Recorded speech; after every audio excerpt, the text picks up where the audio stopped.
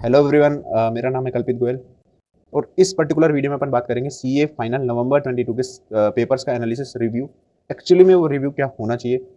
देखो, रिव्यू हर पर्सन का डिफरेंट हो सकता है और खास करके जो बंदा जिसने पेपर दिया है वो एक्चुअली उसका रिव्यू दे सकता है। उससे बेटर रिव्यू कोई भी नहीं दे सकता, क्योंकि उसने उस 3 घंटे को फेस किया है, उस डिफिकल्टी को फेस किया है।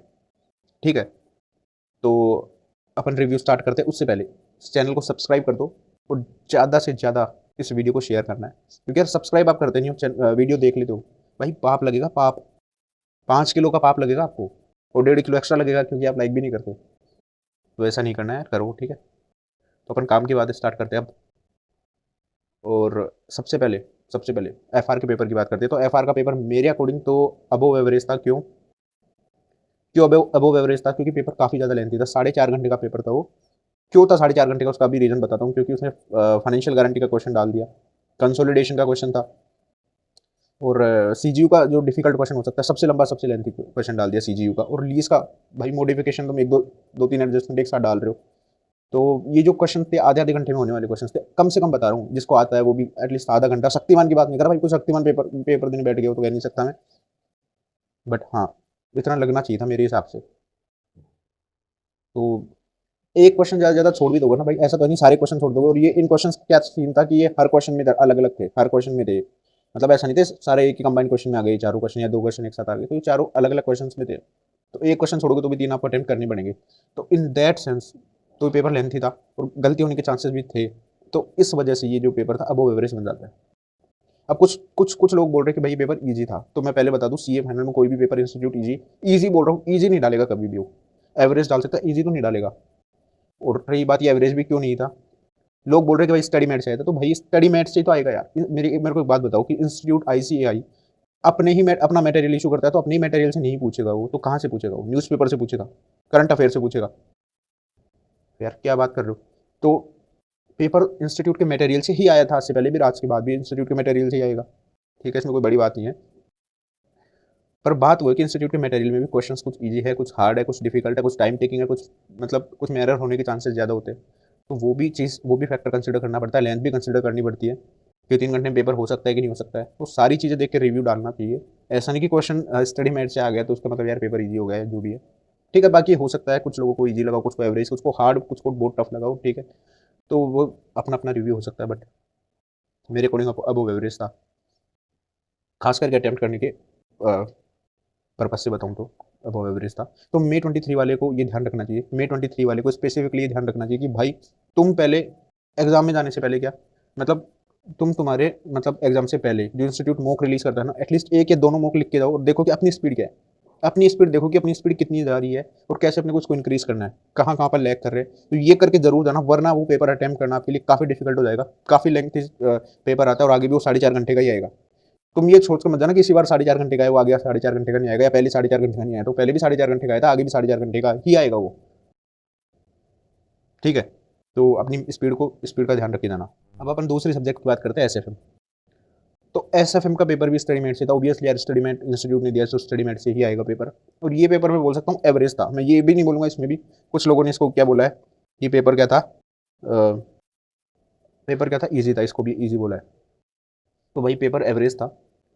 और थ्योरी इसमें अबव एवरेज बोल सकते हैं कि थ्योरी इसमें अबव एवरेज थी, क्योंकि जनरल थ्योरीज जो पढ़ के जाता है, जो मैं ही नहीं बोलूँगा कि उन चैप्टर से थ्योरी आई ही नहीं थी। 12 नंबर की या 16 नंबर की थ्योरी जो जनरल चैप्टर है उन्हीं से आई थी, बट अनएक्सपेक्टेड थ्योरी अपन बोल सकते हैं वो थी। बाकी प्रैक्टिकल पोर्शन में बोलूँगा कि प्रैक्टिकल पोर्शन में उन्होंने कोई भी पूछा स्टडी मेट से, लेकिन स्टडी मेट के हार्ड क्वेश्चन को टच नहीं किया ज़्यादा। खाली एक ही चैप्टर को पकड़ दिया और रगड़ दिया उसको, वो बात अलग है। बट टफ क्वेश्चन नहीं पूछा उस क्वेश्चन में भी, जो टफ हो सकते हैं ना, क्योंकि हर चैप्टर के कैटेगरी वाइज क्वेश्चन होते हैं, कुछ टफ भी होते हैं, कुछ इजी होते हैं, कुछ एवरेज होते हैं। तो या तो उन्होंने एवरेज पूछा या इजी क्वेश्चन पूछा, तो इस पेपर को अपन एवरेज बोल सकते हैं और ये स्कोरिंग भी बोल सकते हैं। ये पेपर स्कोरिंग था। तो टिप यही रहेगी मे 23 वालों के लिए कि आप जितने ज़्यादा बार स्टडी मेट कर सकते हो ना, स्टडी मेट पक्का करके जाना, स्टडी मेट आपको करना ही करना है। ठीक है, स्टडी मेट आपकी प्रायोरिटी होनी चाहिए। और जब भी आप एसएफएम के क्वेश्चन सोल्व करो ना, तो आप ट्राई करो कि आप मेंटली आप उसको कैलकुलेट करो, मतलब मेंटल कैलकुलेशंस आप करो। अगर आप लिख भी नहीं पा रहे, लिख के कर पा रहे हो तो देन वेरी वेरी गुड। ठीक है, बट ऑडिट मत करना बस, कुल मिला के बात है। अगर आपको लिखना भी नहीं तो आप मन में आप कैलकुलेट कर सकते हो उस क्वेश्चन का आंसर, मतलब ऐसे कैसे क्या प्रोसेस होनी चाहिए बिना देखे। ठीक है, तो ये अपना एसएफएम का हो गया। मई 23 के लिए बता रहा हूँ ये। अब बात करते हैं अपन ऑडिट की। तो ऑडिट का पेपर था तो एवरेज, मतलब मैनेजेबल था। अब इसको एवरेज था। सिर्फ एवरेज इसलिए नहीं बोल रहा मैं पेपर को कि ये पेपर चलो ठीक है, मतलब क्वेश्चंस मैनेजेबल थे। मैं इसलिए भी बोल रहा हूँ क्योंकि आप सभी को पता है भाई कि ऑडिट की चेकिंग कैसे होती है। चेकिंग को मत भूलना, पेपर की चेकिंग इंस्टीट्यूट ऑडिट की काफ़ी काफ़ी स्ट्रिक्ट करता है, हर बार स्ट्रिक्ट करता है। तो ऑडिट का पेपर है ना, कभी भी कितना भी इजी आ जाए भाई, कितना भी इजी आ जाए ऑडिट का पेपर, लेकिन लेकिन भाई उसको इजी बोलना अपने आप में मतलब ठीक है, मतलब इजी नहीं बोल सकते ऑडिट के पेपर को कभी भी, ड्यू टू एक तो चेकिंग प्रोसेस, क्योंकि चेकिंग भाई उसमें हार्ड होती है थोड़ी सी। और एक इस बार एमसीक्यू का लेवल भी काफ़ी मतलब अच्छा था। मैं ये नहीं बोलूँगा, कुछ लोगों को ईजी भी लगा, कुछ को हार्ड भी लगा, बट अबव एवरेज था, मतलब ठीक था। 50-50 मान सकते हैं मामला उसका, एमसीक्यू का। कुछ कुछ एमसीक्यू ट्रिकी थे, बाकी तो ईजी थे, तो उस वजह से अपन इसको एवरेज कैटेगरी में डाल देते। डिस्क्रिप्टिव बढ़िया था इसका, मतलब ईजी था, बट चेकिंग की वजह से उसको एवरेज में डाल देते। तो ओवरऑल पेपर ये एवरेज ही बोल सकते हैं अपन, ऑडिट का पेपर एवरेज था। तो ऑडिट के लिए क्या टिप है मई 23 के लिए? तो भाई आपको क्या करना है, स्टैंडर्ड्स तो सेलेक्टेड इंपॉर्टेंट स्टैंडर्ड्स करने हैं, सारे स्टैंडर्ड करने की जरूरत नहीं है, लेकिन आपको स्पेशल ऑडिट पे अच्छा खासा फोकस देना है। और कोई भी एबीसी एनालिसिस को, पूरे पेपर पूरे 8 सब्जेक्ट की बता रहा हूँ, एबीसी एनालिसिस जो नामक चीज़ है ना, इसको है ना तुम छोड़ने के कैटेगरी से पॉइंट ऑफ व्यू से मत पढ़ना, कभी भी प्रायोरिटाइज करने के पॉइंट ऑफ व्यू से जरूर पढ़ सकते हो आप, बट ऐसा नहीं कि ये बी सी या सी कैटेगरी इसको छोड़ दूँ, क्योंकि इंस्टीट्यूट क्या कर रहा है, ए कैटेगरी के चैप्टर को भी नहीं पूछ रहा और बी या सी कैटेगरी से भी 10 से 15 नंबर के पूछ लेता है। तो ऐसा कुछ नहीं है, बिल्कुल भी नहीं है ऐसा कुछ। कोई भी कैटेगरी वो ए नहीं है, कोई भी बी नहीं है, कोई भी सी नहीं है।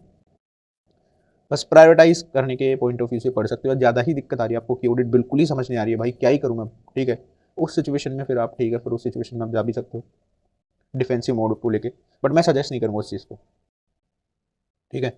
और पी कंपनी ऑडिट, कारो एंड स्पेशल ऑडिट पे काफ़ी अच्छा फोकस रखना आपको, तो आप फेल नहीं हो सकते ऑडिट में, ठीक है। कर लेते हैं सबसे प्यारी सब्जेक्ट लॉ की, ठीक है। तो लॉ का जो पेपर था, देखो मैंने पहले बोला था कि ये सब्जेक्टिव मैटर हो सकता है रिव्यू का, पर्सन टू पर्सन, और जो एग्जाम दिया उसको वो ज़्यादा बेटर तरीके से इसको रिव्यू कर सकता है। मेरे अकॉर्डिंग पेपर जो लोग था वो एवरेज था, मेरे अकॉर्डिंग एवरेज था, ठीक है। पर मोस्ट ऑफ द रिव्यूज़ की वजह से, मोस्ट ऑफ द रिव्यूज़ जो उसके थे, मोस्ट ऑफ द फीडबैक थे वो अबव एवरेज के थे, यानी कि टफ कैटेगरी का अपन बोल सकते हैं, अबव एवरेज था। खास करके अबव एवरेज जो लोगों ने इसको बोला है उसका रीज़न क्या है, एमसीक्यूज़, एमसीक्यूज़ की वजह से लोगों ने इसको अबव एवरेज बोला है। तो इसमें क्या करना चाहिए, मतलब क्या कर सकते हो आप, मई 23 वाले क्या कर सकते हो? आईसीए ने जो एमसीक्यूज़ पूछे वो प्रोविजोस के भी प्रोविजो जो दे रखा होता है ना, प्रोविजो का भी जो सब प्रोविजो होता है वहाँ से भी काफ़ी एमसीक्यूज़ पूछे उन्होंने। तो आप हल्के में ऊपर ऊपर से पढ़ के मत जाना, एक तो सबसे बड़ी दिक्कत वाली बात ये, जो प्रोविजन पढ़ के जा रहे हो आप अच्छे से पढ़ के जाना है, उसको समझ के जाना है, पढ़ के जाना है, रट के भी नहीं जाना, उसको समझ के भी जाना है। अच्छा, और सबसे बड़ी बात, एक और रीजन की वजह से ये जो लो का पेपर है लोगों को अबव एवरेज लगा है, हालांकि होना नहीं चाहिए था ये, बट ये रीज़न ये है कि काफ़ी सारे 3-3 मार्क्स के क्वेश्चन थे, काफ़ी सारे, मतलब काफ़ी लेंथी बना दिया उसको, 3 मार्क्स 3 मार्क्स 3 मार्क्स 3 मार्क्स। लेकिन आईसीआई की एक बात जो कोई टीचर नहीं बताता आपको, बट आईसीआई क्लियरली ये कहता है कि जो 3 मार्क का क्वेश्चन है उसके अंदर सिर्फ और सिर्फ आपको रिलेवेंट, पूरा प्रोविजन भी नहीं बोल रहा मैं, रिलेवेंट प्रोविजन मतलब जो क्वेश्चन में मांगा, जो क्वेश्चन में मांगा ना आपसे प्रोविजन, सिर्फ उसी का प्रोविजन दे के आना है और फिर कंक्लूड करके आना है 3 मार्क के क्वेश्चन में। लो के अंदर जो मेन मार्क्स होते हैं ना वो प्रोविजन के होते हैं, ठीक है। तो प्रोविजन और कंक्लूजन आप लिख के आना था, और 3/4 या 1 पेज से ज़्यादा को आपको कभी भी 3 पेज का 3 मार्क्स का आंसर 3/4 या 1 पेज से ज़्यादा नहीं लिखना। ये आप गांठ बांध लो आगे मई 23 वालों, तो भी पेपर लेंथ ही नहीं लगेगा। अदरवाइज फिर आप भरते जाओगे ना उसको बीकॉम की तरह, तो फिर तो भाई वो लेंथ ही लगेगा, फिर और कुछ नहीं हो सकता। और ऐसा नहीं होता कि इंस्टीट्यूट मार्क काटेगा, भाई तुम मार्क्स तो देखो, 3 मार्क है वो यार, 3 ही मार्क है वो, 30 नंबर का क्वेश्चन नहीं है वो, और इंस्टीट्यूट ने खुद नहीं बोला है।